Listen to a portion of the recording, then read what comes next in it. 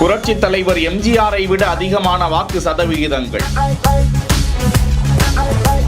கட்சி தொடங்கிய 2 வருடங்களில் ஆக பெரும் கட்சிகளை பின்னுக்கு தள்ளி வெற்றி கொடியை நாட்டிய நாயகன். விஜய் கடந்து வந்த பாதை குறித்த விரிவான தொகுப்பு. 1984ஆம் ஆண்டிலேயே வெற்றி என்ற தலைப்பில்தான் குழந்தை நட்சத்திரமாக அறிமுகப்படுத்தப்படுகிறார் விஜய்.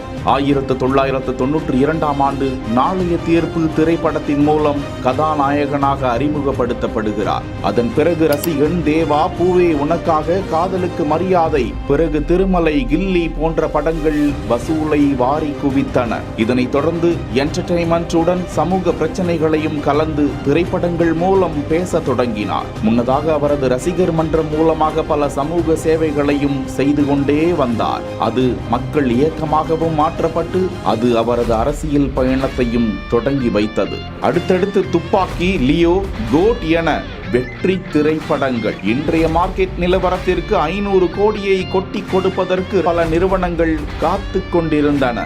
அந்த நேரத்தில் மக்கள் பணிக்காக தனது வருமானத்தையே தூக்கி எறிந்துவிட்டு அரசியலில் அடியெடுத்து வைத்தார். 2024ஆம் ஆண்டு தமிழக வெற்றி கழகம் என்ற கட்சியை தொடங்கி விக்கிரவாண்டி, மதுரை நடத்திய மாநாடுகள் பல லட்சக்கணக்கான இளைஞர்களை அவர் பக்கம் தன் எழுச்சியாக ஈர்த்து கொண்டு வந்தது. அவர் பிரச்சாரங்கள் செல்லும் பகுதிகளெல்லாம் மாநாடுகளை போல மக்கள் குவிந்தனர். அதில் கரூர் கூட்ட நெருக்கடி உயிரிழப்பு சம்பவம் விஜய்க்கு பேர் அதிர்ச்சியை கொடுத்தது. அதனை வைத்து பல விமர்சனங்களை அவர் எதிர்கொண்டார். மக்கள் அவரை முதலமைச்சர் நாற்காலிக்கே அனுப்பி வைத்து விட்டனர். முதல் முயற்சியிலேயே அவருக்கு பெரும் பலன் கிடைத்திருப்பது தமிழக அரசியலில் மட்டுமல்லாது இந்திய அளவில் உற்று நோக்கப்பட்டு வருவது குறிப்பிடத்தக்கது. அடுத்த 5 ஆண்டுகளில் என்ன செய்ய போகிறார் என்பதில்தான் அடுத்தடுத்த வெற்றி தோல்விகள் அவருக்கு அமையும் என்பது மறுக்க முடியாதது. செய்திகளை உடனுக்குடன் தெரிந்து கொள்ள பிஹைண்ட் வுட்ஸ் நியூஸ் வாட்ஸ்அப் சேனலுடன் இணைந்திருங்கள். செய்திகளை வழங்கியோர்